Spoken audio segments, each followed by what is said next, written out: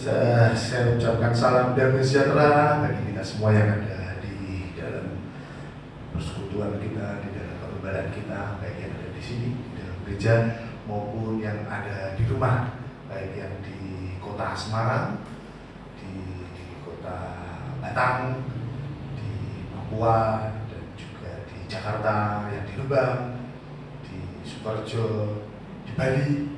Tidak luput juga kita mengucap syukur kepada Tuhan bahwa kasih setia Tuhan sudah mengizinkan kita untuk kembali bisa menikmati berkat Tuhan di dalam ibadah kita. Kita akan menyanyikan pujian kita, Roh Allah ada di sini. Kita akan menyanyikan dengan sukacita dengan saudara kita yang ada di kota-kota yang sudah kita sebutkan. Kita akan masukkan dalam pujian kita nyanyikan pujian kita. Ada Roh Allah di sini. Kita akan sama-sama bangkit berdiri. Kita akan naikkan pujian kita dengan sukacita. Amin. Ada gerakan Roh Allah di sini.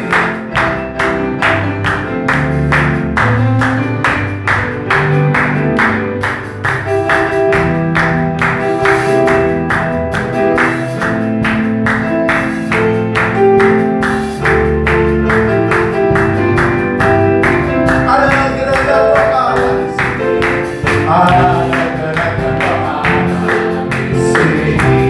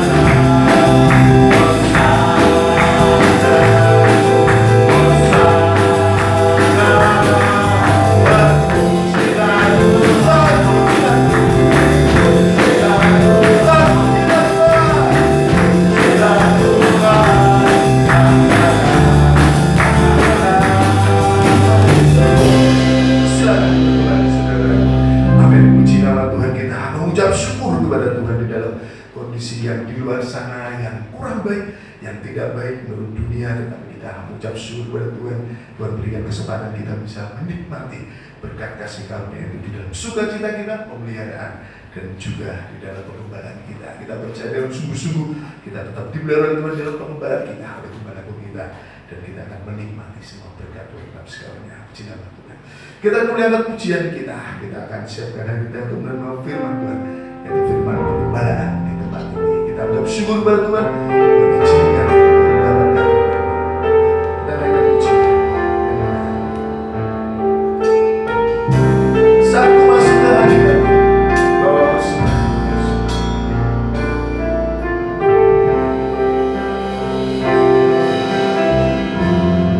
Oleh kuasa darah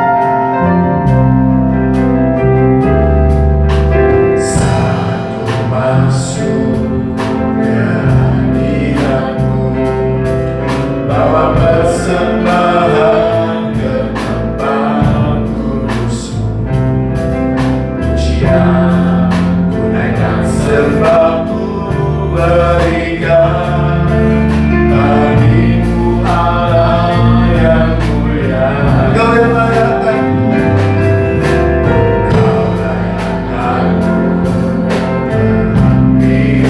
melihat tata kemuliaan-Mu.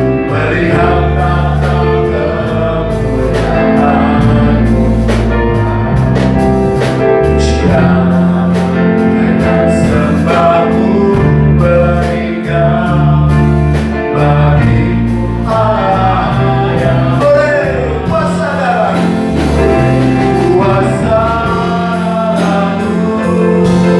Kau telah tebus dosa-Mu.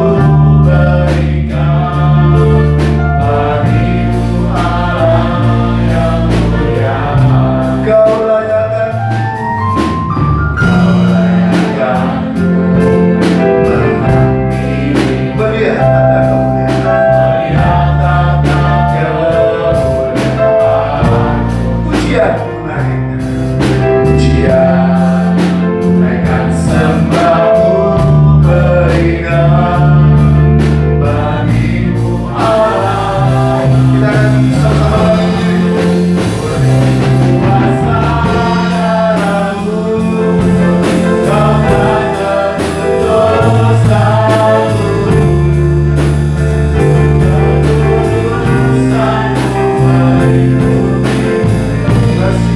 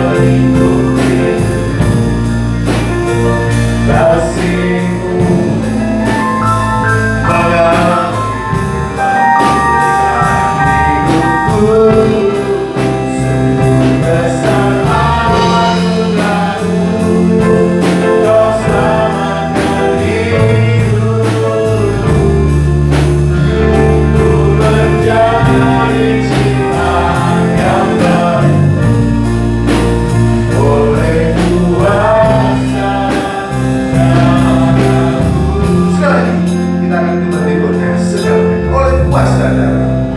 Oleh kuasa darah-Mu, Waktu selanjutnya kami Kau kembali telah sedang tebus dosaku.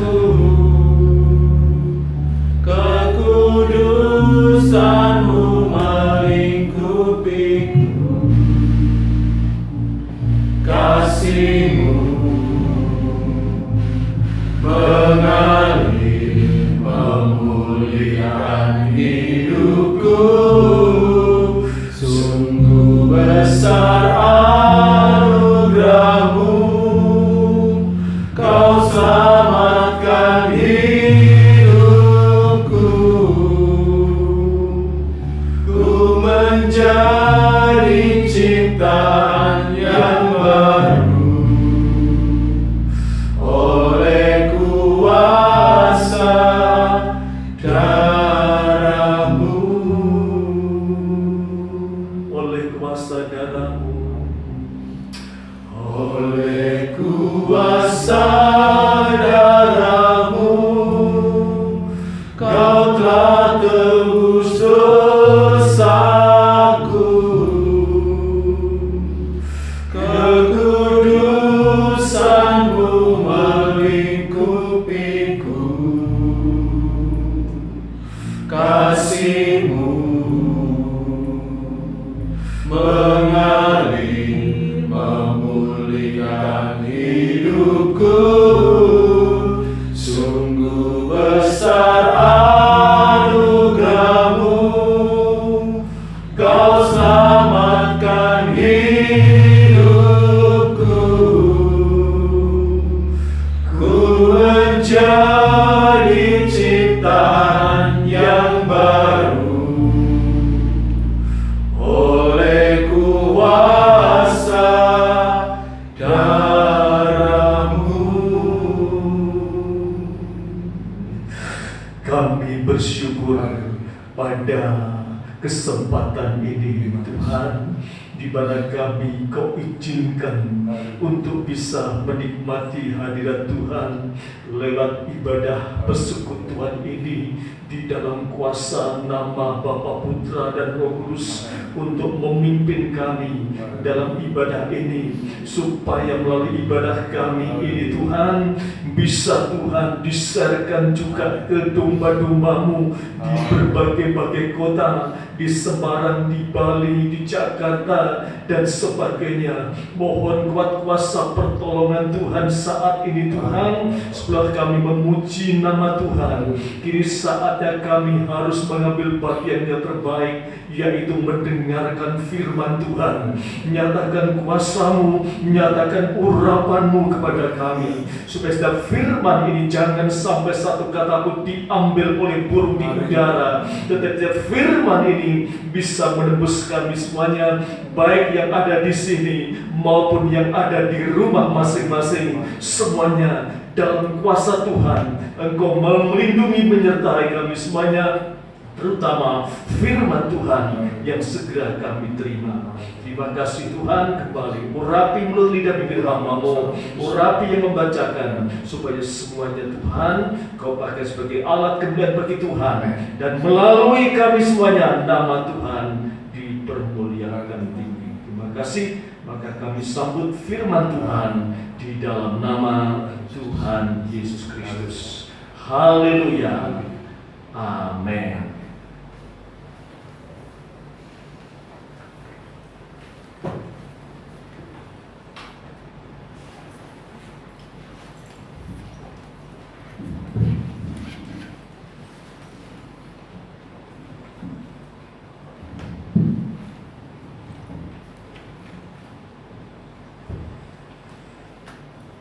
Shalom. Shalom.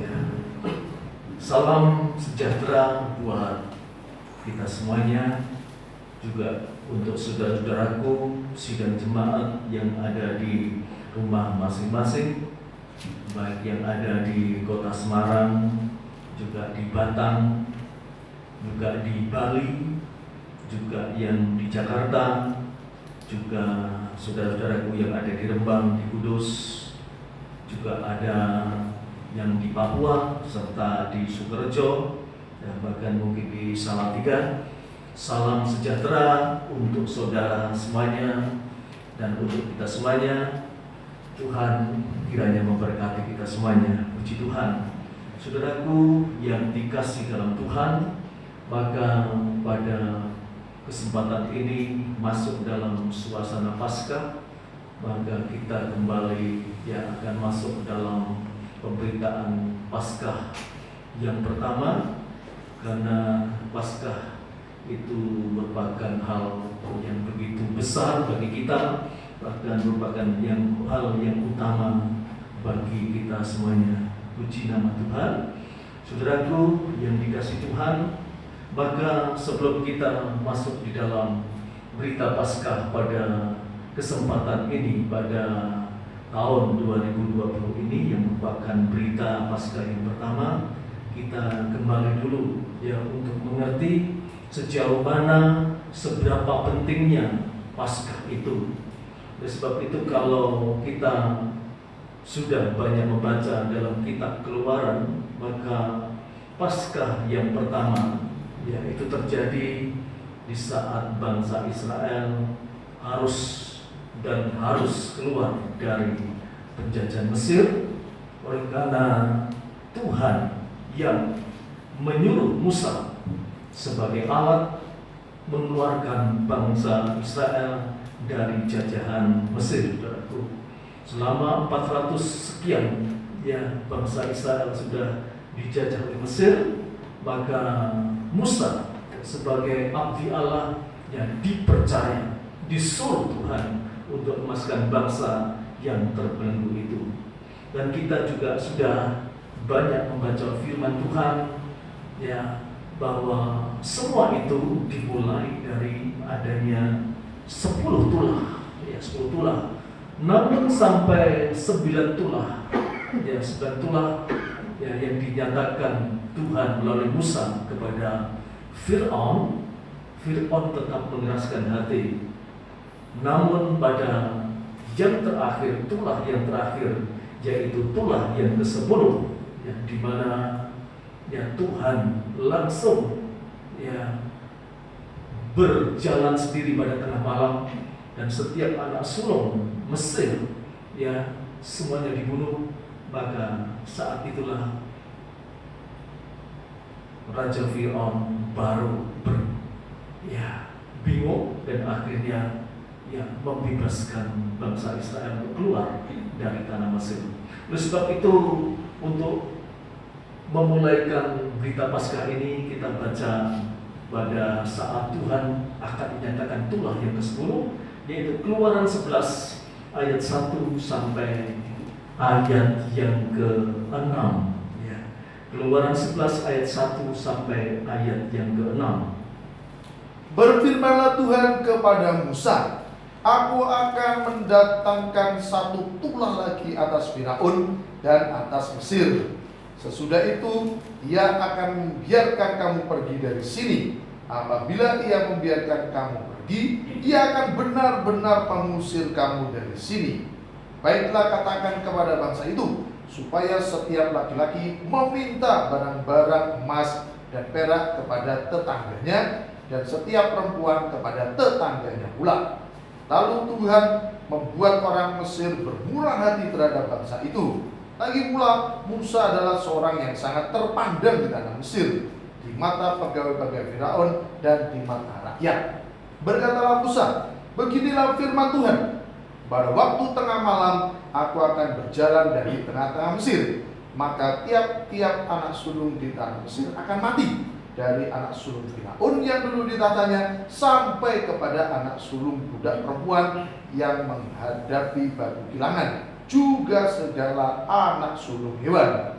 Dan seruan yang hebat akan terjadi di seluruh tanah Mesir, seperti yang belum pernah terjadi dan seperti yang tidak akan ada lagi. Terima kasih. Itu Tuhan berfirman. Setelah 9 tulah dinyatakan Fir'aun tetap mengeraskan hati, maka Tuhan akan menyatakan 1 tulah lagi pada tulah yang ke-10. Maka bagaimana prakteknya? Pada saat menjelang tulah yang ke-10, apa yang harus dilakukan? apa yang harus diperbuat oleh bangsa Israel. Ya, kita akan tahu, maka disinilah sebenarnya ya ada suatu korban penyembelihan Paskah terjadi, dimulai dari sini. Kita lanjutkan Keluaran 12 ayat 1 sampai ayat yang ke-11 ya. Keluaran 12 ayat 1 sampai ayat yang ke-11. Berfirmanlah Tuhan kepada Musa dan Harun di tanah Mesir, bulan inilah akan menjadi permulaan segala bulan bagimu. Itu akan menjadi bulan pertama bagimu tiap-tiap tahun. Katakanlah kepada segenap jemaah Israel, pada tanggal 10 bulan ini diambillah oleh masing-masing seekor anak domba, menurut kaum keluarga seekor anak domba untuk tiap-tiap rumah tangga. Tetapi jika rumah tangga itu terlalu kecil jumlahnya untuk mengambil seekor anak domba, maka ia bersama-sama dengan tetangganya yang terdekat ke rumahnya haruslah mengambil seekor. Menurut jumlah jiwa tentang anak domba itu, kamu buatlah perkiraan menurut keperluan tiap-tiap orang. Anak domba itu harus jantan, tidak bercela, berumur setahun. Kamu boleh ambil domba atau kambing. Kamu harus mengurungnya sampai hari yang ke-14 bulan ini. Lalu seluruh jemaah Israel yang berkumpul harus menyembelihnya pada waktu senja. Kemudian dari darahnya haruslah diambil sedikit dan dibubuhkan pada kedua tiang pintu dan pada ambang atas, pada rumah-rumah di mana orang memakannya. Dagingnya harus dimakan mereka pada malam itu juga. Yang dipanggang mereka harus makan dengan roti yang tidak beragi beserta sayur pahit. Janganlah kamu memakannya mentah atau direbus dalam air, hanya dipanggang di api, lengkap dengan kepalanya dan betisnya dan isi perutnya. Janganlah kamu tinggalkan apa-apa dari daging itu sampai pagi. Apa yang tinggal sampai pagi kamu bakarlah habis dengan api. Terus, Dan beginilah kamu memakannya: pinggangmu berikat, kasut pada kakimu, dan tongkat di tanganmu. Buru-burulah kamu makannya. Itulah Paskah bagi Tuhan. itulah Paskah bagi Tuhan. Jadi proses Paskah yang pertama itu ya dengan akan digenapkannya tulah yang ke-10, maka disitulah diproses bangsa Israel yang bersama-sama harus mengambil domba, ya domba yang tidak bercacat, ya domba yang harus itu dikatakan harus dikurung 14 hari dan sebagainya. Dan pada setelah 14 hari ya pada waktu mereka harus berkumpul senja dibeleh, ya disembelih semuanya itu ada tanda Paskah. Untuk apa saudaraku? Ya, itu untuk kelepasan bangsa Israel. Ya, untuk kelepasan bangsa Israel. Dengan memberikan pengertian pada kita bahwa Paskah itu adalah bicara kelepasan. Ya, Paskah itu bicara tentang kelepasan. Pertanyaannya, apakah kelepasan itu hanya untuk bangsa Israel jasmani saja, sedangkan kita tidak mendapatkan kelepasan? Tentu saja tidak. Maka kalau kita kembali pada saat mereka berkumpul, di situ dinyatakan bahwa mereka menyembelih domba itu pada waktu senja, itu diarahkan kepada pribadi Tuhan Yesus yang harus disembelih pada senja hari, yaitu pada saat dia menyerahkan nyawa. Ya, sampai menyerahkan nyawa itu pada waktu senja. Berarti Paskah itu tidak hanya berlaku bagi bangsa Israel secara jasmani, tetapi juga kita semuanya bangsa Israel rohani, yaitu umat Kristen, umat kepunyaan Allah, sebab sudah ditebus oleh darah Yesus. Oleh sebab itu Rasul Paulus bicara kepada jemaat Efesus untuk menyatakan bahwa bangsa kafir juga mendapatkan hak Paskah dari Tuhan. Ya, sebab selama ini ya tembok itu berdiri. Pada saat Tuhan disalib, tembok itu diruntuhkan oleh Tuhan. Maka disitulah kita bisa menyatu dengan bangsa Israel dan tentu saja sama-sama memperoleh masa Paskah itu sendiri. Efesus pasal 2 ayat 11 sampai ayat yang ke-16. Efesus pasal 2 ayat 11 sampai ayat yang ke-16.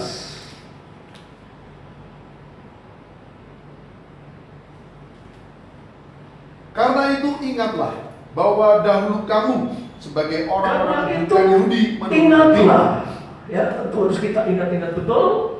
Dahulu kita adalah bukan orang Yahudi menurut daging. Terus yang disebut orang-orang tak bersunat, disebut orang tidak bersunat oleh mereka yang menamakan dirinya sunat, yaitu sunat lahiriah yang dikerjakan oleh tangan manusia. Ya, terus Bahwa waktu itu kamu tanpa Kristus, tidak termasuk warga Israel, dan tidak mendapat bagian dalam ketentuan-ketentuan yang ya, bahwa dijanjikan. waktu itu ya, kalau kita tanpa Kristus, kita tidak dianggap sebagai warga Israel, dan tentu saja tidak akan mendapat bagian dalam ketentuan-ketentuan janji-janji Tuhan. Terus Tanpa pengharapan tidak ada pengharapan, dan tanpa Allah di tidak dalam dunia. ada Allah di dalam dunia bagi kita. 13. Tetapi sekarang di dalam Kristus Yesus, kamu yang dahulu jauh sudah menjadi Yang dekat jauh sekarang menjadi dekat oleh darah oleh Kristus. darah Kristus. 14. Karena dialah damai sejahtera kita, yang telah mempersatukan kedua pihak dan yang telah merobohkan tembok yaitu pemisah. perseteruan. Ya, Sebab dengan matinya sebagai manusia, ia telah membatalkan hukum Taurat dengan segala perintah dan ketentuannya, untuk menciptakan keduanya menjadi satu manusia baru di dalam dirinya, dan dengan itu mengadakan damai sejahtera. terus Dan untuk mendamaikan keduanya di dalam satu tubuh dengan Allah oleh salib, dengan melenyapkan perseteruan pada salib itu. amin. Terima kasih. Jadi di situ dinyatakan bahwa Rasul Paulus dipakai Tuhan untuk memberitakan Yesus yang sudah disalib itu merobohkan tembok yang begitu besar, sehingga kita bangsa kafir juga bisa menikmati ya kuasa penebusan oleh darah Yesus. Tujuannya apa? Tujuannya supaya kita mengalami damai sejahtera.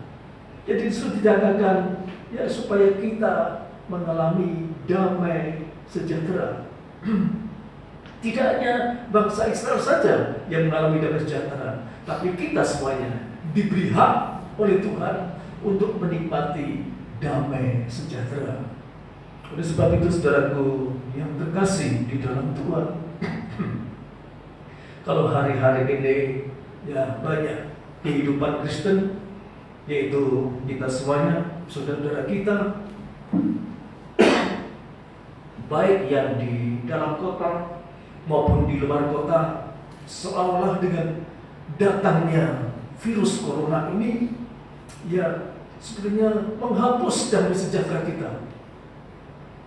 Tetapi Tuhan berbicara kembali pada Paskah, berita Paskah pertama pada kesempatan ini, jangan sampai hilang damai sejahtera itu. Ya, justru damai sejahtera harus kita tanamkan dalam hati, ya, sehingga kita bisa mengalahkan kuasa-kuasa yang menakutkan itu. Ya, seperti saat itu bangsa Israel, ya, pada saat itulah terjadi. Ya, bangsa Israel tidak berada di tempatnya Fir'aun, tapi bangsa Israel di tanah Gosen. Ada suatu perlindungan. Mereka ada damai sejahtera. Mereka tidak takut. Karena apa? Tuhan menyertai mereka. Ya, demikian saudara saya. Walaupun kita dihadapkan di sekeliling kita banyak virus-virus yang bergelantungan, yang berjalan mungkin dan sebagainya, Tuhan mengatakan jangan takut. Selama kita ada damai sejahtera di dalam kuasa darah Yesus, sungguh-sungguh itu akan lalu daripada kita. Oleh sebab itu ada yang mengatakan hati yang gembira adalah obat. Jadi untuk bisa melawan itu, yang pertama kali yang harus kita ada dalam hidup kita masing-masing adalah sukacita, damai sejahtera. Betul, itu akan bisa menolak. Karena virus ini, virus corona, suka kepada orang yang takut, orang yang khawatir, orang yang bimbang. Itu begitu mudah. Tetapi bagi kita semuanya yang ada damai sejahtera, Tuhan akan berikan perlindungan yang kuat, kekuatan dari Tuhan Yesus sendiri. Ya, puji Tuhan. Saudaraku yang terkasih dalam Tuhan, maka kita akan merenungkan bersama ya bahwa Tuhan Yesus pun menikmati Paskah pada saat dia masih berada di Israel. Ya, tujuannya apa? Tujuannya dia akan memberikan suatu teladan bagi kita, supaya di dalam menikmati Paskah ini kita benar-benar bisa memanfaatkan kesempatan yang baik untuk saudara, untuk kita semuanya, ya, untuk saudara yang ada di rumah masing-masing. Kita akan bersama-sama membuka Alkitab kita dalam Injil Lukas pasal 22 ayat 7 sampai ayat yang ke-13. Lukas 22 ayat 7 sampai 13, ya. Di situ dinyatakan Tuhan Yesus pun menikmati Paskah itu, ya. Lukas 22 ayat 7 sampai ayat 13. Maka tibalah raya roti tidak beragi, yaitu hari di mana orang harus menyembelih domba Paskah. Lalu Yesus menyuruh Petrus dan Yohanes, katanya, pergilah, persiapkanlah perjamuan Paskah bagi kita supaya kita makan. Jadi Tuhan Yesus pun ingin menikmati Paskah itu bersama dengan murid-muridnya. Ya, terus Kalau mereka kepadanya, Iya. di manakah engkau kehendaki kami mempersiapkannya? ya Tuhan, di manakah kita akan mengadakan Paskah itu? Kita akan mempersiapkannya. Terus sebelum Jawabnya, apabila kamu masuk ke dalam kota, kamu akan bertemu dengan seorang yang bawa kendi berisi air. Ikutilah dia ke dalam rumah yang dimasukinya, dan katakanlah kepada tuan rumah itu, guru bertanya kepadamu, di manakah ruangan tempat aku bersama-sama dengan murid-muridku akan makan Paskah? ya 12. Lalu orang itu akan menunjukkan kepadamu sebuah ruangan atas yang besar yang sudah lengkap. Disitulah kamu harus mempersiapkannya. Maka berangkatlah mereka, dan mereka mendapati semua seperti yang dikatakan Yesus kepada mereka. Lalu mereka mempersiapkan Paskah. Amin, puji Tuhan. Jadi kalau kita perhatikan dengan seksama, Tuhan itu sendiri sebagai Tuhan yang turun ke dunia, ya, menjadi manusia, ternyata Dia pun mau menikmati Paskah. Ya, apalagi saudara dan saya, kalau Tuhan saja menikmati Paskah dengan mempersiapkan luar biasa, itu juga memberikan satu penerangan bagi kita semuanya bahwa Paskah itu sangat utama dan sangat penting. Ada beberapa hal yang terjadi pada dari ayat yang ke-7 sampai ayat 13 tadi. Itu ada 4 hal yang akan kita renungkan bersama pada kesempatan ini, yaitu persiapan Paskah. Satu, ya, yang pertama, persiapan Paskah dimulai dari hari raya roti tak beragi. Ya, di situ ada penyembelihan domba, penyembelih domba Paskah. Ya. Jadi yang pertama, persiapan Paskah dimulai dari hari raya roti tak beragi. Kemudian yang kedua, ya, Tuhan Yesus menyuruh muridnya untuk mempersiapkan perjamuan Paskah. Yang kedua, Tuhan Yesus menyuruh muridnya untuk mempersiapkan perjamuan Paskah. Kemudian yang ketiga, Tuhan Yesus menyuruh 2 muridnya mengikuti seorang yang membawa kendi berisi air. Yang ketiga, Tuhan Yesus menyuruh mengikuti seorang membawa kendi yang berisi air kepada 2 muridnya. Yang keempat adalah penyelenggaraan perjamuan Paskah itu di ruang atas yang besar dan lengkap. Yang keempat, ya, pelaksanaan perjamuan makan Paskah itu di ruangan atas yang besar dan lengkap, saudara. Ya. Puji nama Tuhan, saudaraku yang terkasih dalam Tuhan, yang ada di rumah masing-masing, mari kita bersama-sama merenungkan, ya, apa yang menjadi kehendak Tuhan pada kesempatan Paskah yang pertama dari berita Paskah ini, kita akan kembali merenungkan apa yang Tuhan berbuat. Yaitu yang pertama tadi dikatakan bahwa persiapan itu dimulai dari hari raya roti tak beragi. Sekarang kita bandingkan di dalam Injil Markus. Injil Markus pasal 14 ayat 12 dan ayat 13. Apakah di situ hanya dikatakan hari raya tak beragi saja? Kita lihat Markus pasal 14 ayat 12 sampai ayat yang 13. Mari. Pada hari pertama dari hari raya roti tidak beragi. Di situ dinyatakan pada hari pertama. Tidak hanya hari raya beragi saja, tapi hari pertama dari hari raya roti tidak beragi. Terus pada waktu orang menyembelih domba Paskah, murid-murid Yesus berkata kepadanya, ke tempat mana engkau kehendaki kami pergi untuk bersiapkan perjamuan Paskah bagimu? 13. Lalu ia menyuruh 2 orang muridnya dengan pesan, pergilah ke kota, di sana kamu akan bertemu dengan seorang yang bawa kendi berisi air. Ikutilah dia. Terima kasih. Jadi kalau kita renungkan bahwa penyembelihan domba Paskah itu di situ dikatakan pada hari pertama dari hari raya roti tidak berarti. Artinya pertama itu suatu hal yang harus dan paling diutamakan, tentu di hadapan Tuhan. Jadi kalau kita renungkan Paskah itu bukan merupakan berita kecil, tapi berita yang sangat besar. Karena harus yang pertama kali dinyatakan ada penyembelihan domba Paskah. Dan kita tahu, dan bagi kita semuanya, penyembelihan domba Paskah itu sudah Tuhan nyatakan di sejak hari di atas Golgota.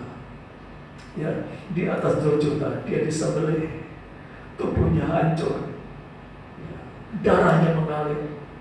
Domba Paskah bagi kita. Itu yang harus kita utamakan di dalam mengikut Tuhan. Itu yang paling utama. Tidak ada yang lebih utama. Ini yang utama. Sebab dari yang utama ini akan membawa kita terlepas dari dunia yang makin hari penuh dengan kegelapan ini. Puji Tuhan. Jadi kita tahu Paskah itu bukan sekedar hari yang hanya dirayakan saja, tapi Paskah itu merupakan suatu berita utama yang besar bagi kita semuanya, supaya kita meninggikan Tuhan karena Dia sudah berkorban di atas kayu salib. Disitulah seperti bangsa Israel, setelah mereka mengorbankan, mereka memasak, dan sebagainya, dimakan sampai habis, tidak boleh, sisa harus habis, maka darahnya diambil, ditorehkan di pintu, di mulut pintu, suatu tanda bahwa bagikan kita akan merobos pintu, untuk keluar, keluar dari dunia ini. Saat itu keluar dari Mesir, Tuhan sudah menyediakan pintu, masuklah. Seperti Yohanes pasal 10, sebelum akulah pintu. Tuhan menyediakan pintu bagi kita semuanya untuk terlepas dari kuasa dunia ini. Tetapi saudaraku yang dikasih Tuhan, apakah hanya sejauh itu saja, kemudian kita masuk pintu terus berlalu saja? Tidak, saudara. Tidak. Karena pintu itu bicara Tuhan, dan Tuhan sendiri yang menyediakan pintu itu. Tentu Tuhan punya sesuatu yang harus kita kerjakan. Pada saat hari raya roti tak beragi, apa yang dibawa bangsa Israel kepada Tuhan? Kita baca kitab Keluaran pasal 23 ayat yang ke-15. Keluaran 23 ayat yang ke-15.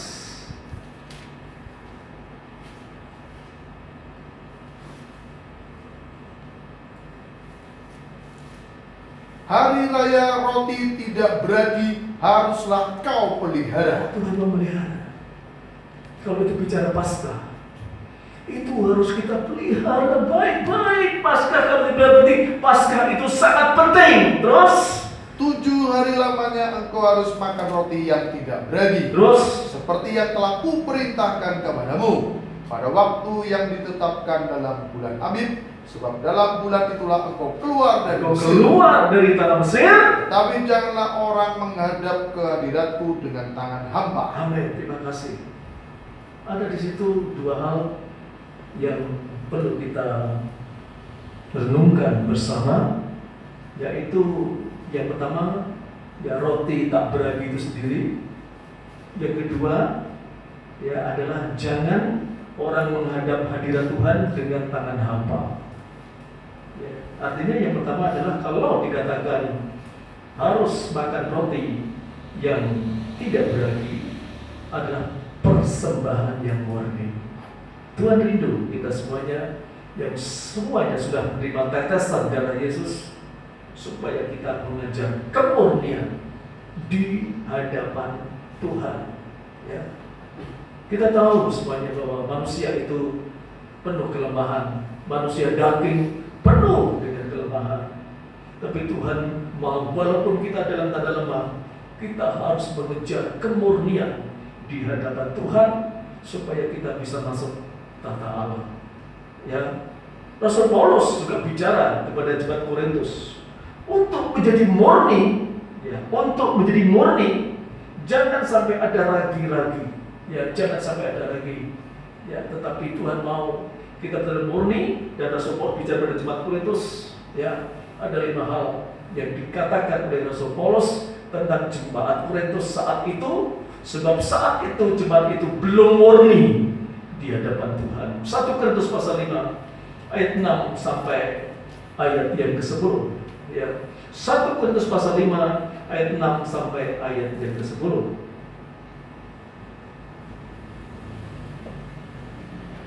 Kemegahanmu tidak baik. Kemegahanmu tidak baik. Langsung dikatakan Rasul Paulus yang pertama, kemegahanmu tidak baik. Terus, Tidak tahukah kamu bahwa sedikit ragi menghampiri seluruh adonan? ya, 7. Buanglah ragi yang lama itu, supaya kamu menjadi adonan yang baru. Sebab kamu memang tidak beragi. Terus, Sebab anak domba Paskah kita juga telah disembelih, yaitu itu Kristus. Kristus. 8. Karena itu marilah kita berpesta, bukan dengan ragi yang lama, bukan pula dengan ragi keburukan Bukan dengan lagi keburukan dan kejahatan, dan lagi kejahatan, tetapi dengan roti yang tidak tetapi beragi, dengan roti yang tidak beragi, yaitu kemurnian kemurnian dan kebenaran. kebenaran. Benar, hidup di dalam firman sampai murni. 9. Ya, Dalam suratku telah kutuliskan kepadamu, Ya. supaya kamu jangan bergaul dengan orang-orang cabul. Yang aku maksudkan bukanlah dengan semua orang cabul pada umumnya dari dunia ini, atau dengan semua orang kikir dan penipu, atau dengan semua penyembah berhala. Karena jika demikian kamu harus meninggalkan dunia ini. amin. Terima kasih. Di sini Rasul Paulus menyorot jemaat Korintus saat itu karena ada 5 hal. Walaupun mereka sudah mendengar darah Yesus, mendengar pengajaran Yesus, tetapi dalam kenyataannya jemaat ini belum murni. Belum murni karena di situ ada 5 hal. Ya, 5 hal. Yang pertama adalah di ayat yang ke-6, yaitu jemaat ini masih sombong. Ya. Jemaat ini masih kesombong. Kemegahanmu tidak baik. Ini sorot sekali dari Rasul Paulus. Ini penghalang besar untuk bisa hidup dalam kemurnian. Ya, itu di ayat yang ke-6. Ya, kemudian di ayat yang ke-9, ya, itu merupakan yang kedua. Jemaat Korintus itu ayat 9 dikatakan, ya, masih suka bergaul dengan orang-orang cabul. Ya, bergaul belum tentu kita melakukan, tetapi suka dengan adanya orang cabul, kita suka connect, ya, connect dengan orang cabul atau percabulan itu sendiri. Dan sekarang medianya banyak, tidak secara langsung kita pegang, ya, HP kita saja bisa melihat orang cabul. Itu sama. Ini membuat penghalang kita tidak murni di hadapan Tuhan. Ya. Juga Rasul Paulus menyorot di ayat yang ke-10 keadaan jemaat Korintus saat itu. Ya, mereka masih banyak yang kikir. Ya, banyak yang kikir. Jemaat Korintus jemaat yang besar. Tetapi dalam kenyataannya mereka masih banyak yang pikir, juga masih banyak yang menjadi penipu. Jadi dikatakan yang bahwa yang aku maksudkan bukanlah dengan semua orang cabul dan umumnya dari dunia ini, atau dengan semua orang pikir dan semua penipu dan semua penyembah berhala. Ya, berhala ini bicara suatu penyembahan pada harta dunia ini. Jadi itu terjadi pada jemaat Korintus. Ya, sombong, suka bergaul dengan percabulan, masih kikir, masih jadi penipu atau tidak jujur, dan masih mengagungkan harta dunia sehingga hidupnya dikuasai oleh harta dunia. Itu jemaat Korintus. Ya, dan Rasul Paulus di situ sangat prihatin melihat keadaan seperti ini. Mengapa? Karena kalau mereka masih seperti ini, maka mereka tidak bisa menikmati Paskah yang sebenarnya. Nanti kita akan masuk, Paskah itu mengarah kemana? Paskah itu mengarah kemana? Tapi pada kesempatan ini, pada saat ini, maka Rasul Paulus menekankan supaya kita menjadi persembahan yang murni, bagaikan makan roti yang tidak beragi, maka kita harus lewatkan dosa-dosa itu. Ikatan-ikatan itu harus kita hilangkan, karena itu sama dengan penyembahan berhala, penyembahan berhala, yang membuat anak-anak Tuhan tidak menjadi murni di dalam Tuhan. Padahal Tuhan mau kita ini murni semuanya, sebab Tuhan sediakan Paskah yang sesungguhnya. Seperti apa yang dilakukan Yesus menyuruh 2 murid Yesus tadi, itu ada menyiapkan. Kemudian dikatakan dalam Keluaran pasal yang ke berapa tadi? Keluaran yang 23 tadi dikatakan di dalam mengikut Tuhan, di dalam atau pada saat datang kepada Tuhan, tidak boleh tangan kosong. Tidak boleh tangan kosong. Coba Om dibacakan kembali Keluaran 23 ayat yang ke-15 bagian yang B. Keluaran 23 ayat 15, atau dibaca seluruhnya, ada apa-apa? Hari raya roti tidak beragi haruslah kau pelihara. 7 hari lamanya engkau harus makan roti yang tidak beragi, seperti yang telah kuperintahkan kepadamu pada waktu yang ditetapkan dalam bulan Abib, sebab dalam bulan itulah engkau keluar dari Mesir. Tetapi janganlah orang menghadap ke hadiratku dengan tangan hampa. Itu tangan kosong. Tuhan tidak mau. Tuhan tidak menghendaki kita semuanya pada saat kita datang kepada Tuhan, seperti saat ini kita ibadah, baik yang ada di sini maupun yang di rumah masing-masing, ibadah itu menarik hadirnya Tuhan. Tuhan tidak menghendaki tangan kita kosong, tangan kita kosong, tetapi tangan kita itu harus ada isinya. Pertanyaannya, isinya apa? Isinya apa? Saudaraku yang dikasih dalam Tuhan, tangan itu menuju kepada hati dan pikiran kita. Hati dan pikiran kita. Pada saat kita ibadah, Tuhan tidak ingin hati dan pikiran kita itu kosong, blank. Tuhan tidak mau. Tetapi hati dan pikiran itu harus ada tanda darah Yesus. Ada kerinduan menyatu dengan Tuhan. Tidak boleh dengan kosong. Kita ibadah tidak boleh pikiran kita melayang kemana-mana, itu berarti kosong. Tapi Tuhan mau harus ada isinya. Hati dan pikiran itu harus ada isinya. Dan isinya siapa? Anak domba itu sendiri. Itu pribadi Yesus, pribadi anak domba Allah yang dikorbankan. Harus ada itu, saudaraku. Oleh sebab itu Rasul Paulus bicara kepada jemaat Roma, pasal 12. Bagaimana kita datang ibadah itu? Harus hati dan pikiran itu harus ada isinya. Isinya apa? Roma 12 ayat 1 ayat yang kedua. Ya. Roma 12 ayat 1 sampai ayat yang kedua. Karena itu, saudara-saudaraku, demi kemurahan Allah, aku menasihatkan kamu, supaya kamu mempersembahkan tubuhmu sebagai persembahan yang hidup, yang kudus, dan yang berkenan kepada Allah. Itu adalah ibadahmu yang sejati. Janganlah kamu jadi serupa dengan dunia ini, tetapi berubahlah oleh pembaruan budimu, sehingga kamu dapat membedakan manakah kehendak Allah, apa yang baik, yang berkenan kepada Allah, dan yang sempurna. Amin. Isinya harus kekudusan. Hati dan pikiran kita ini harus berisi kekudusan. Pada kekudusan itu mutlak sifat dari ilahi. Artinya kita selalu rindu menyatu dengan Tuhan yang kudus. Di setiap kali kita ibadah, pandangan kita, hati kita, pikiran kita harus kepada pribadi yang kudus, Tuhan Yesus. Jangan sampai pikiran ini kepada dunia ini.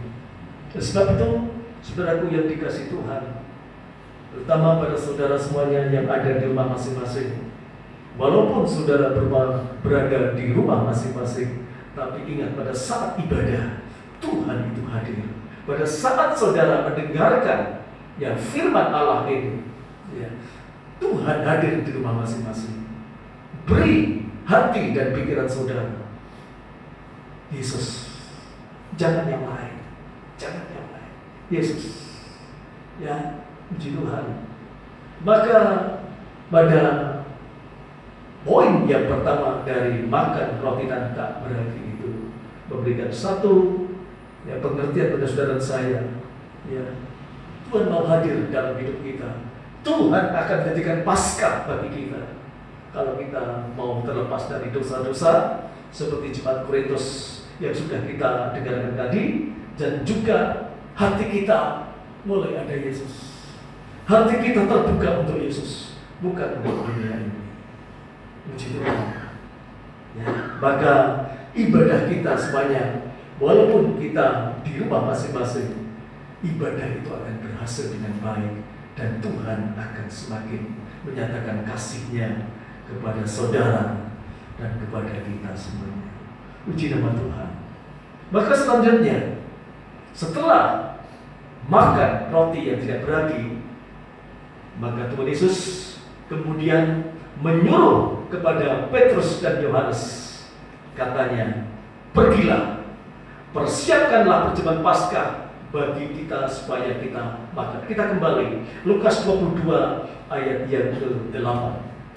Injil Lukas 22 ayat yang ke-8.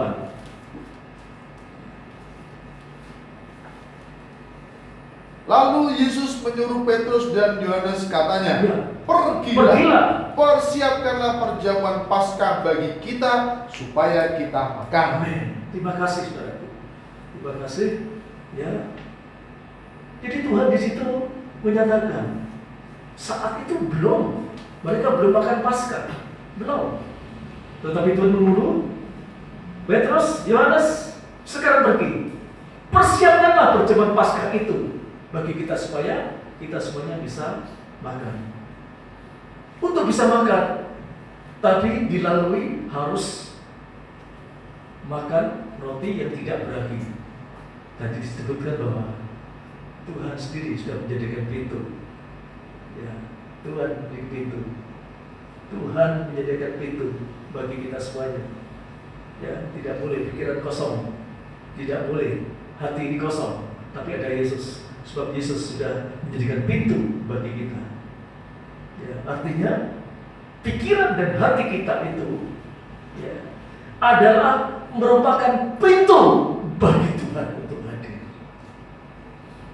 Jadi kalau pikiran kita dan hati kita mengarah pada dunia, ya, kita bagikan menutup pintu. Tetapi kalau hati dan pikiran kita itu, ya, ada Yesus, merindukan Yesus, maka pintu kita dengan buka. Luar biasa. Dan pada saat pintu hati kita, pintu pikiran kita buka untuk Tuhan, apa yang terjadi? Tuhan hadir. Ya, Tuhan hadir. Langsung mengetok pintu. Tok, tok, tok. Siapa yang mendengarkan suaraku? Bukalah. Ya. Siapa yang mendengarkan firmanku? Bukalah. Tuhan hadir. Tuhan hadir untuk apa? Tuhan hadir untuk mau mengajak kita makan. Itu dialami oleh jemaat Laodikia. Jemaat Laodikia ini mendapatkan kemurahan karena pintunya dibuka. Maka Tuhan hadir. Memang untuk membuka pintu itu didahului dengan pertobatan. Itu jemaat Laodikia. Ya, coba kita baca Wahyu 3 ayat 19 sampai ayat yang ke-21.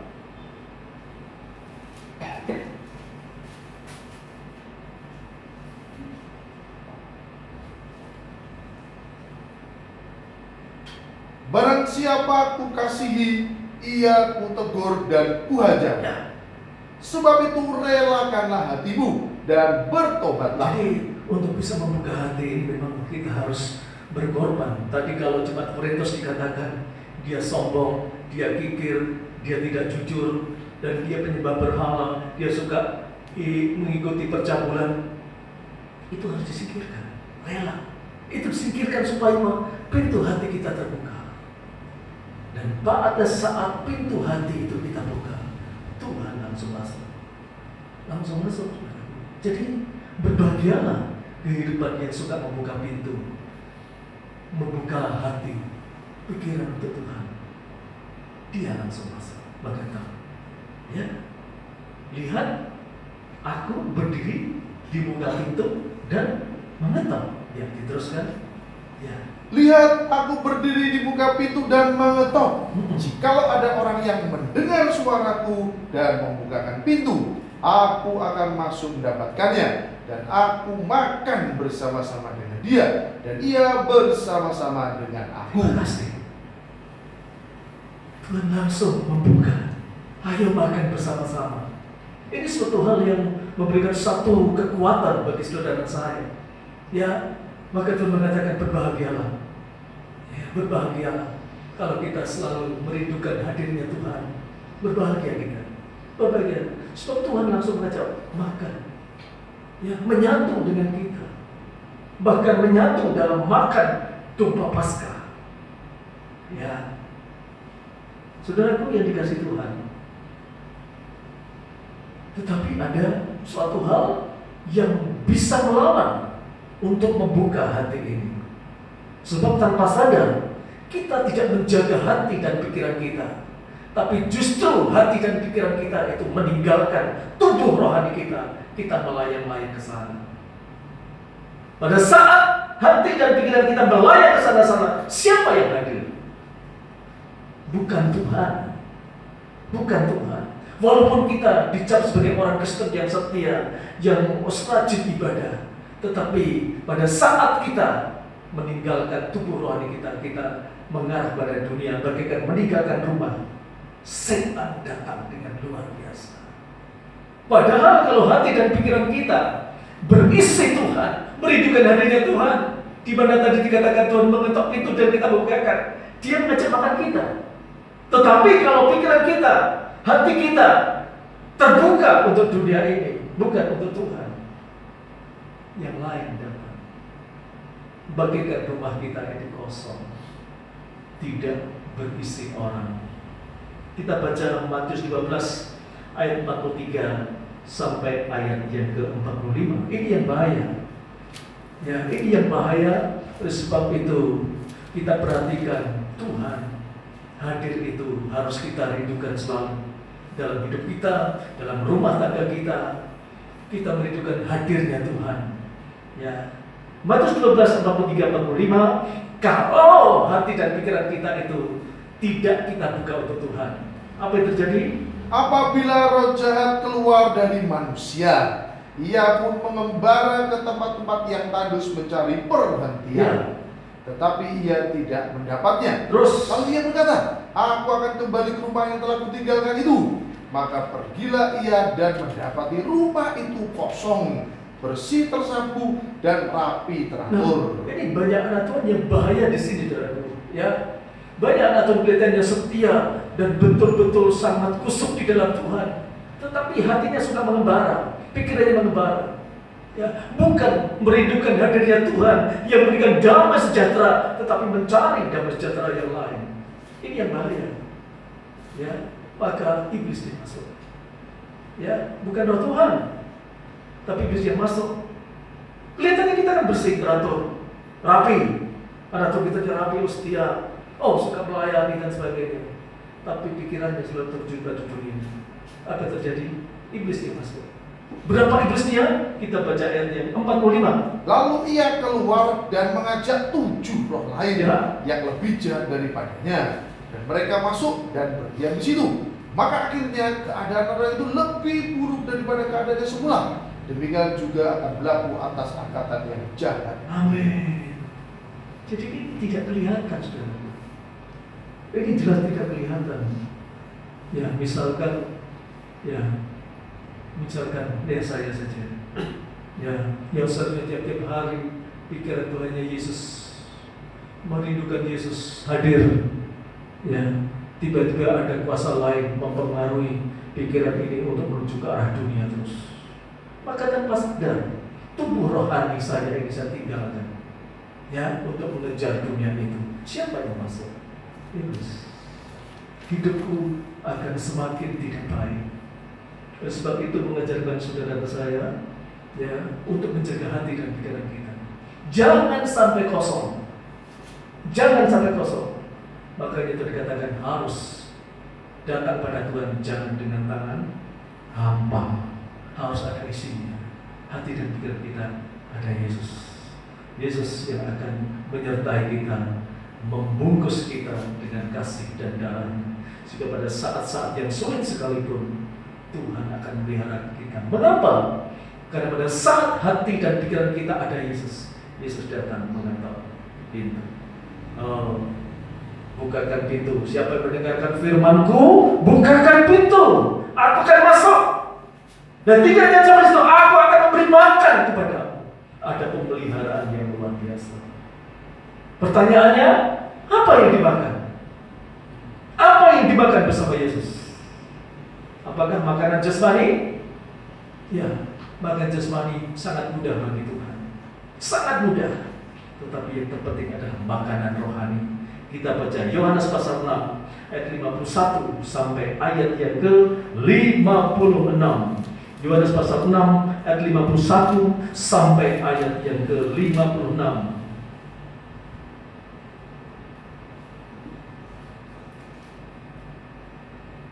Akulah roti hidup yang telah turun dari surga. Jikalau seorang makan dari roti ini, ia akan hidup selama-lamanya. Dan roti yang kuberikan itu ialah dagingku. Roti yang kuberikan itulah dagingku. Terus yang akan kuberikan untuk hidup dunia. Ya, 52. Orang-orang Yahudi bertengkar antara sesama mereka dan berkata, bagaimana ia ini dapat memberikan dagingnya kepada kita untuk dimakan? Maka kata Yesus kepada mereka, aku berkata kepadamu, sesungguhnya jikalau kamu tidak makan daging anak manusia dan minum darahnya, kamu tidak mempunyai hidup di dalam dirimu. Ya, 54. Barang siapa makan dagingku dan minum darahku, ia mempunyai hidup yang kekal, dan aku akan membangkitkan dia pada akhir zaman. Ya, 55. Sebab dagingku adalah benar-benar makanan, dan darahku adalah benar-benar minuman. Terus Barang siapa makan dagingku dan minum darahku, ia tinggal di dalam aku dan aku di dalam dia. sebenarnya disinilah luar biasa. Terima kasih. Jadi Tuhan menghendaki dari hati pikiran kita tidak kosong tetapi berisi Tuhan Yesus itu sampai kita menyatu dalam Paskah itu sendiri, yaitu makan tubuh dan darah Yesus. Jadi Tuhan menghendaki sampai di situ loh. Tuhan menghendaki kita makan Paskah bersama-sama, menikmati tubuh dan darah Yesus. Dan secara praktek gerejani itu bersama-sama makan perjamuan kudus. Ya, ini bicara tentang perjalanan kita untuk bisa nanti makan bersama-sama dalam Paskah yang sesungguhnya. Maka yang harus kita lewati selain kita bertobat, selain hati pikiran kita selalu tertuju pada Yesus, kita harus selalu menikmati perjamuan kudus. Oleh sebab itu, ya kita semuanya butuh perjamuan kudus. Tetapi pada hari-hari ini, ya kita harus merindukan dulu, karena kita masih belum bisa bersekutu bersama-sama dalam ibadah yang normal. Oleh sebab itu, ya kita senantiasa merindukan tubuh dan darah Yesus. Pada saatnya nanti kalau Tuhan sudah izinkan, kita kembali bersama-sama untuk menikmati tubuh dan darah Yesus lewat perjamuan kudus. Itu sangat penting. Di situ dinyatakan, ya maka murid-murid di situ mereka semuanya harus menikmati perjamuan kudus. Maka selanjutnya dikatakan, pada saat Tuhan mulai dekat dengan penyiksaan sampai kematian, hampir tiap-tiap hari mereka bersekutu dalam perjamuan kudus. Karena suatu kekuatan yang luar biasa bagi kehidupan pengikut Tuhan, yaitu saudara dan saya. Puji Tuhan. Ya, maka kita akan masuk ke poin yang ketiga. Setelah ya disuruh mempersiapkan persiapan makan Paskah, maka selanjutnya Tuhan menyuruh kembali dua murid itu, yaitu untuk mengikuti seorang yang membawa kendi berisi air. Ya, kita kembali Lukas 22 ayat 10 dan ayat yang ke-11. Jawabnya, apabila kamu masuk ke dalam Apabila kamu masuk ke dalam kota, kamu akan bertemu dengan seorang yang bawa kendi berisi air. Ikutilah dia ke dalam rumah yang dimasukinya, dan katakanlah kepada tuan rumah itu, Guru bertanya kepadaku, di manakah ruangan tempat aku bersama-sama dengan murid-muridku akan makan Paskah? Terima kasih. Jadi di sini yang perlu kita renungkan bersama adalah dua murid ini harus mengikuti seorang yang membawa kendi. Ya, bawa kendi. Ya, begitu berharganya kendi itu, Tuhan menyuruh dua muridnya, yaitu Petrus dan Yohanes, ya, untuk mengikuti orang yang bawa kendi. Ya, kita harus tahu bahwa kendi itu sesuatu hal yang sangat sederhana, tapi sangat diperlukan, ya, karena untuk mendapatkan minum. Ya, jadi kalau kita renungkan bersama bahwa kalau Rasul Petrus dan Yohanes, dua orang yang sudah sangat dikenal oleh masyarakat Israel pada umumnya, karena dia adalah murid Yesus yang paling ya getol, yang tiap-tiap hari bersama dengan Tuhan Yesus, ya bahkan murid yang sangat disayang. Ya, kalau secara kedudukan dia punya kedudukan tinggi, tetapi oleh Tuhan disuruh membuntuti orang yang membawa kendi kan barang tidak berharga. Artinya Rasul Petrus dan Yohanes ini ya seperti diturunkan derajatnya. Ya, suatu dia berkhotbah luar biasa. Ya, ikut Yesus, wah, membagi berkat. Tapi di situ hanya disuruh Tuhan untuk mengikuti orang bawa kendi. Orang yang tidak ada artinya. Artinya derajat dua rasul ini diturunkan drastis oleh Tuhan secara manusia. Mungkin saat itu karena merasa menjadi muridnya Tuhan, mereka menjadi bermegah diri, sombong. Oleh sebab itu Tuhan kehendaki kalau mau menikmati Paskah, tadi dikatakan jangan sombong, tapi harus mau merendahkan hati. Disitulah kekurangan dari murid-murid Tuhan saat itu. Ya. Dan kita lihat kenapa harus kendi. Kita lihat di dalam tabernakel, ya, alat-alat tabernakel, ya, dari pintu gerbang sampai ruangan Maha Kudus, di mana yang ada kendinya. Tentu kita tahu. Kita baca Bilangan pasal 4 ayat yang ke-7. Bilangan pasal 4 ayat yang ke-7. Ya.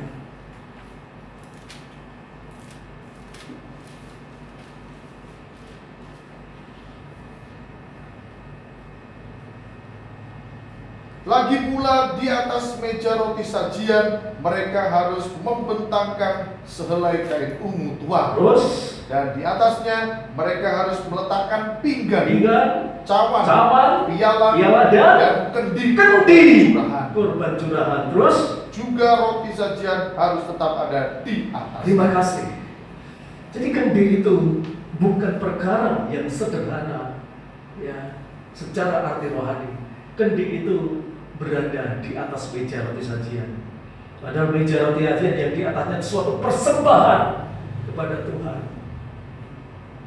Kalau kendi itu bicara suatu kerendahan hati, sebab dengan adanya kendi menuntut dua rasul itu yang begitu terkenal harus turun derajatnya, merendahkan hati, mengikuti orang bawa kendi. Artinya persembahan itu yang layak di hadapan Tuhan adalah suatu kehidupan yang suka merendahkan hati. Hati Anda pada saat hatinya merendah, ya, kalau saudara lihat tidak mungkin kendi itu diarahkan ke atas. Kalau kendinya ke atas, airnya tidak keluar. Tapi kalau kendi itu diarahkan ke bawah, pedangkan hati, mengalirlah air itu. Mengalirkan air itu. Padahal di dalam kitab Bilangan yang mengalir apa? Mengalir adalah anggur. Ya, sebab korban curahan itu isinya adalah anggur. Dan kita tahu anggur itu bicara kesukaan atau kesukaan nikah. Memberikan satu pengertian pada saudara dan saya bahwa untuk bisa makan Paskah bersama Tuhan ada kerendahan hati yang menyukakan.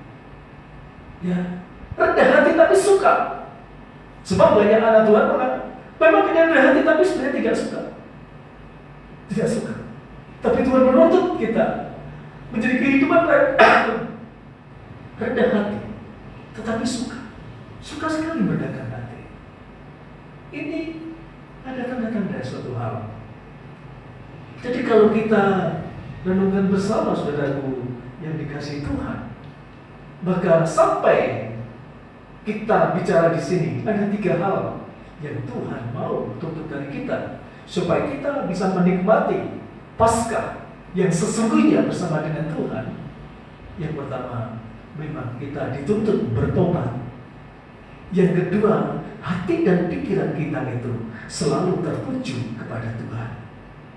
Dan yang ketiga ini, kita suka merendahkan hati. Ya, bukan terpaksa. Tuhan melihat orang yang suka rendah hati seperti Maria Magdalena. Tuhan sangat suka. Kenapa? Dia sungguh-sungguh suka merendahkan hati, merendahkan diri di bawah kaki Tuhan. Bukan suatu paksaan. Ya. 3 hal ini luar biasa. Maka selanjutnya baru Tuhan menyatakan, ikuti orang itu kemana. Maka akhirnya di sanalah ada sebuah rumah di tingkat atas. Maka Tuhan mengatakan, disitulah nanti kita akan makan Paskah. Di tempat tinggi, di ruang yang tinggi itu kita akan makan Paskah. Kita kembali membaca Lukas 22 ayat yang ke-12. Lukas 22 ayat yang ke-12. Lalu orang itu akan menunjukkan kepadamu sebuah ruangan atas yang besar yang sudah. Lalu orang itu akan menunjukkan kepada kalian sebuah ruangan atas yang besar dan yang sudah lengkap. Terus Disitulah kamu harus mempersiapkan makan Paskah bersama Tuhan Yesus. Terima kasih. Saudaraku dikasihi Tuhan, di mana itu? Makan Paskahnya di mana? Ya.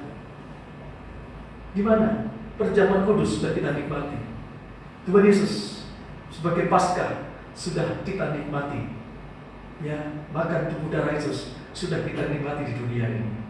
Tetapi ada lebih lagi di sini. Bicara Tuhan menjadikan tempat Paskah yang sebenarnya di mana? Di sebuah ruangan atas yang besar dan lengkap. Di mana itu? Di tahta Allah. Di tahta Allah. Kita bersama baca Wahyu pasal 4 ayat 1 sampai ayat 6. Di ruangan yang luas Tuhan menjadikan Paskah, makan Paskah yang sesungguhnya. Inilah di sini. Ya, di sini ya, yang memberikan pengertian pada saudara dan saya bahwa Paskah yang di dunia ini diarahkan pada Paskah yang sesungguhnya di tahta. Luar biasa, ya. Wahyu 4 ayat 1 sampai ayat yang ke-6, ya. Kemudian daripada itu aku melihat sesungguhnya sebuah pintu terbuka di Sebuah surga. pintu terbuka di sorga. Terus Dan suara yang dahulu yang telah kudengar Ya. berkata kepadaku seperti bunyi sangkakala, katanya, naiklah kemari. dan aku akan Dan menunjukkan aku kepadamu akan terjadi tunjukkan apa sesudah yang ini. harus terjadi sesudah ini. 2. Segera aku dikuasai oleh Roh dan lihatlah sebuah tahta terdiri di surga. Terus Dan di tahta itu duduk seorang, dan dia yang duduk di tahta itu nampaknya bagaikan permata yaspis dan permata sardis, dan suatu pelangi melingkupi tahta itu gilang gemilang bagaikan jamrud rupanya. 4. Dan sekeliling tahta itu ada 24 tahta, dan di tahta-tahta itu duduk 24 tua-tua yang memakai pakaian putih dan mahkota emas di kepala mereka. Terus Dan 5. dari tahta itu keluar kilat dan bunyi guru yang menderu, dan 7 obor menyala di hadapan tanah itu. Itulah ketujuh roh Allah. 6. Dan di hadapan tahta itu ada lautan kaca bagaikan kristal. Di tengah-tengah tahta itu dan di sekelilingnya ada 4 makhluk penuh dengan mata, di sebelah muka dan di sebelah belakang. Terima kasih. Tempat yang sangat luas.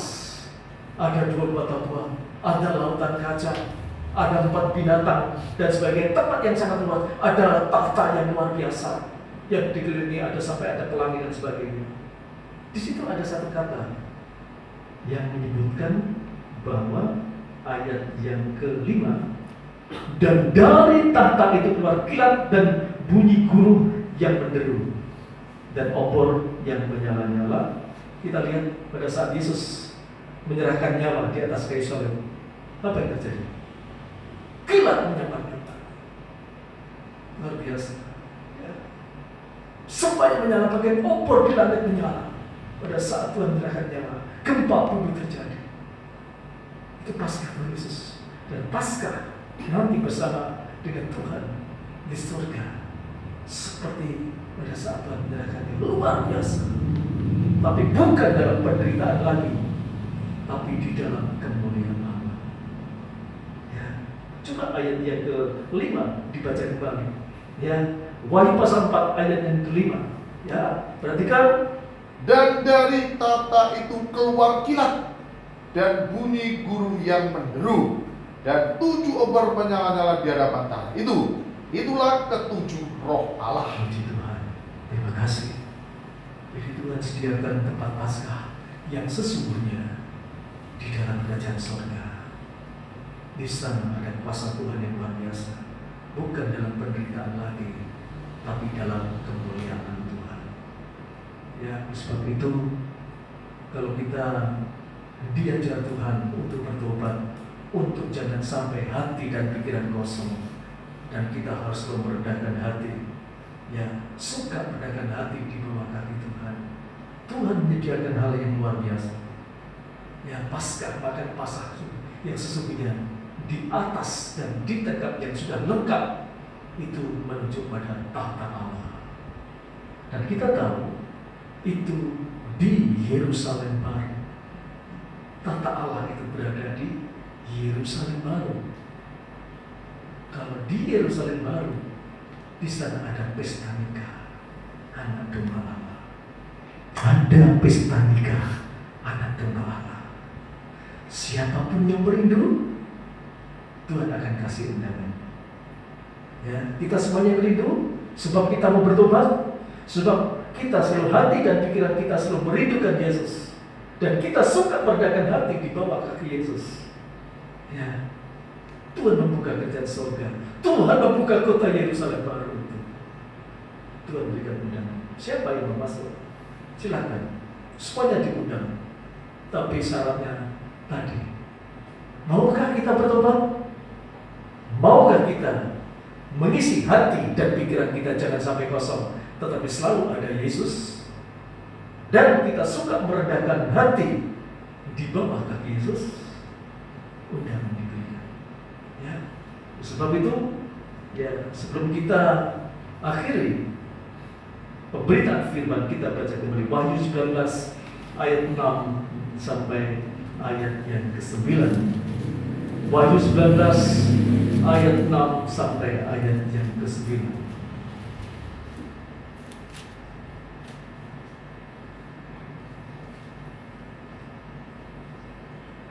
Lalu aku mendengar seperti suara perhimpunan besar orang banyak, seperti desu air bah, dan seperti deru guru yang hebat, katanya, haleluya, karena Tuhan Allah kita yang Maha Kuasa telah menjadi Raja. Yang merindukan banyak, saudara.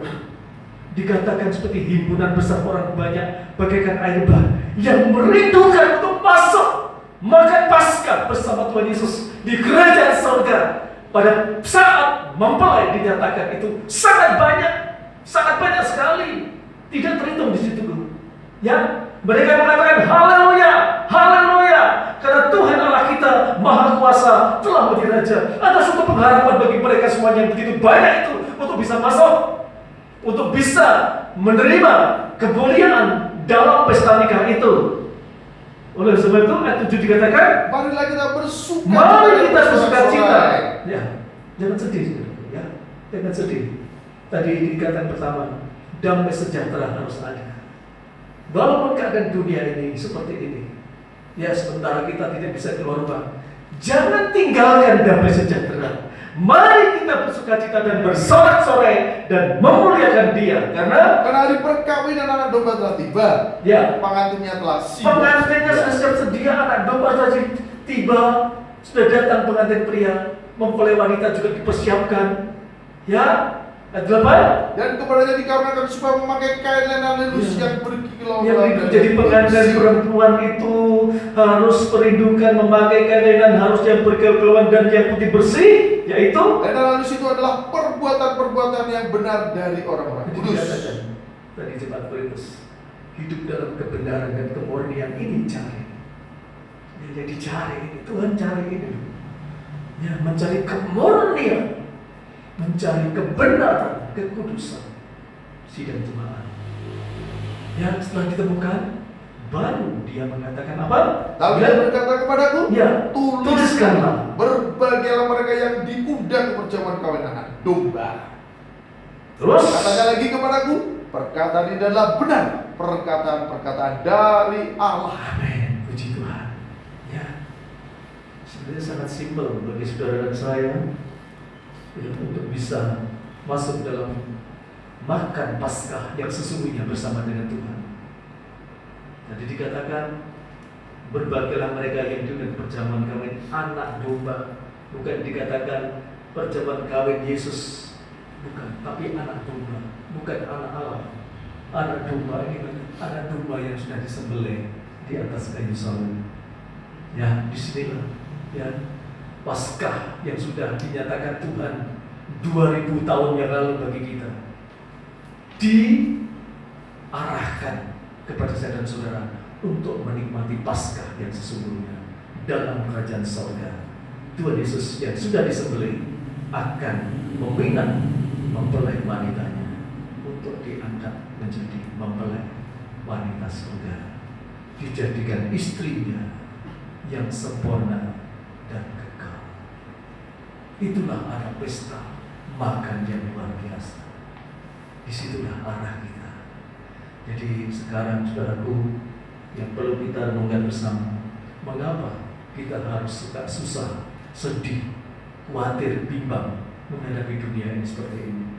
Semua harus perkenalkan, tapi Tuhan mengingatkan pada saudara saya, damai sejahtera itu pelihara dalam hidup. Sukacita itu pelihara dalam hidupmu. Sukalah datang merendahkan diri di bawah kaki Tuhan. Sebab itu firman Allah mengatakan, berbahagialah mereka yang diundang pada pesta kawin anak domba Allah. Tuhan mengundang kita semuanya. Ya, apakah kita mau memanfaatkan dengan baik? Ya, tunggu Tuhan menunggu jawaban kita masing-masing dengan segala perbuatan kita, bukan dengan kata-kata kita, tapi dengan segala praktek hidup kita semuanya. Tuhan memberkati kita semuanya. Amin.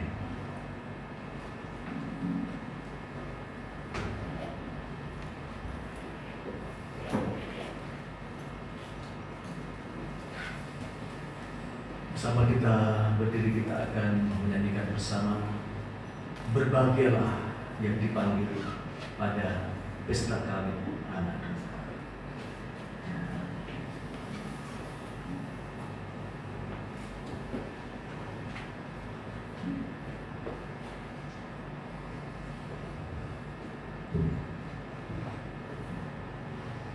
Kita akan naikkan pujian kita, "Berbahagialah yang dipanggil pada pesta kawin anak."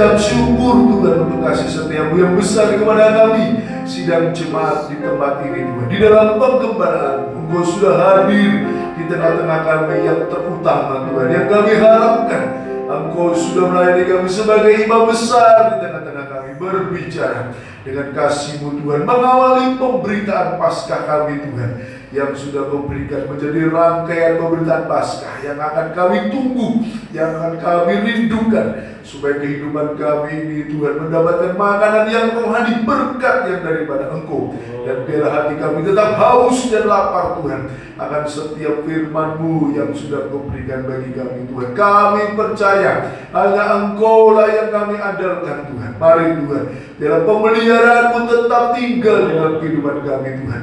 Sebab Engkau adalah anak domba Allah yang sudah disembelih, Engkau memberikan darah-Mu, memberikan tubuh-Mu, bahkan dihancurkan, bahkan Engkau dihinakan oleh manusia ciptaan-Mu sendiri.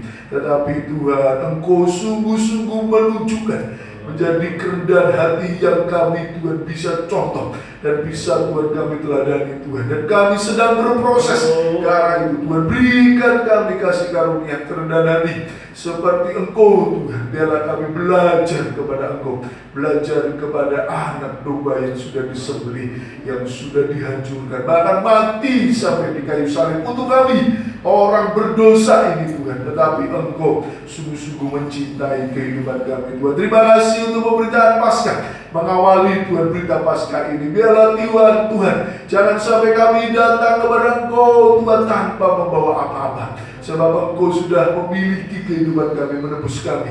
Biarlah kami belajar Tuhan, biarlah Kau semua mengingatkan kami kembali, memberikan hati kami yang terutama kepada Engkau, memberikan pikiran kami, sebab ini adalah pintu masuk Tuhan ke dalam jiwa dan roh kami, sehingga setiap perkataan firman-Mu itu sungguh-sungguh bisa kami terima dan menjadi kekuatan bagi kami Tuhan. Kami percaya Tuhan, segala sesuatu yang kami hadapi ini semuanya Tuhan sudah Tuhan ada di dalam tangan-Mu, dan Kau memberikan damai sejahtera bagi kami, memberikan sukacita bagi kami, karena firman pengembalaan-Mu itu Engkau beritakan bagi kami sungguh-sungguh ada Tuhan di dalam pengembalaan kami, dan kami tidak takut, kami tidak khawatir Tuhan, sebab Kau Allah kami sungguh-sungguh Tuhan bertanggung jawab bagi kami. Tidak ada satupun dari kehidupan kami yang luput Tuhan dari tanggung jawab-Mu. Oleh karena itu Tuhan, kami mau percaya kepada Engkau Tuhan. Kami mau menyerahkan kehidupan kami kepada Engkau, sehingga segala sesuatu yang mungkin masih ada rasa khawatir, takut, bimbang Tuhan, biarlah kami serahkan di bawah kaki-Mu, dan hanya sukacita yang daripada Engkau dapat berikan kami, sehingga Roh Kudus-Mu, roh damai sejahtera itu tinggal dalam kami, sehingga kami tidak ada lagi roh ketakutan Tuhan. Terima kasih untuk firman-Mu, terima kasih untuk segala setiap perkataan firman-Mu menjadi sukacita bagi kami Tuhan dari hati-Mu yang paling dalam, dan kami bersukacita sebab Engkau Tuhan berbicara di tengah-tengah kami. Terima kasih untuk setiap firman-Mu dan setiap Roh Kudus-Mu yang sudah kami terima. Kami ucapkan di dalam nama Tuhan Yesus Kristus. Sekarang saudaraku yang kekasih, baik di tempat ini maupun saudara di rumah masing-masing, maka saatnya lah kita menerima berkat dari Bapa-Mu yang di sorga, serta anaknya yang tunggal yang menyerahkan nyawa di atas kayu salib, serta persekutuan Roh Kudus disertakan kepada kita semuanya mulai saat ini sampai Maranatha, Tuhan Yesus datang kedua kali sebagai mempelai pria surgawi. Dan terimalah berkat kasih kemurahan dari Bapa, Putra dan Roh Kudus di dalam nama Tuhan Yesus Kristus, kekasih jiwa kita, mempelai laki-laki surga. Haleluya, haleluya, amin.